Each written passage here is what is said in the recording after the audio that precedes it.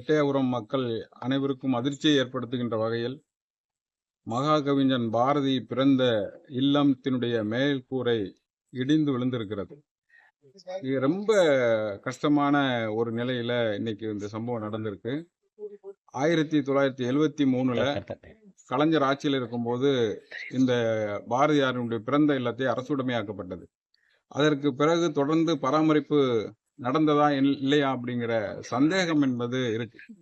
இவ்வளவு மோசமான ஒரு பராமரிப்பு இருந்திருக்கு அப்படிங்கிறது எல்லோருக்கும் ஒரு அதிர்ச்சி அளிக்கக்கூடிய நிலைமையில இருக்கு.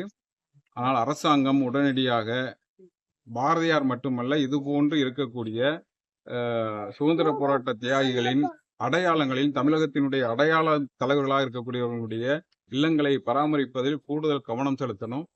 இப்ப இது தொடர்ந்து இந்த கட்டிடத்தின் நிலை குறித்து தகவல் சொன்னாலும் கூட அது இதுவரைக்கு பராமரிக்கப்படாமல் இருந்தது என்பது எங்களுக்கெல்லாம் அதிர்ச்சியை தருகிறது.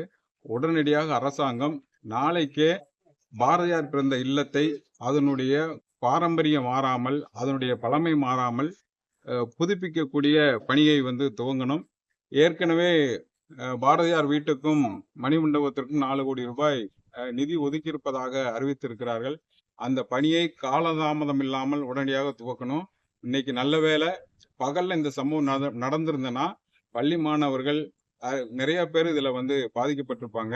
அது இல்லாமல் குழந்தைகள் இதுல பாதிக்கப்படாமல் இருந்திருக்கிறது என்பது ஒரு நல்ல விஷயம். ஆனா உடனடியாக அரசாங்கம் இந்த பாரதியார் பிறந்த இந்த வரலாற்று சிறப்பு மிக்க இந்த இல்லத்தை உடனடியாக புதுப்பிக்கும் பணியை உடனடியாக துவங்கணும் அப்படிங்கிறது இந்த நேரத்தில் கேட்டேன்.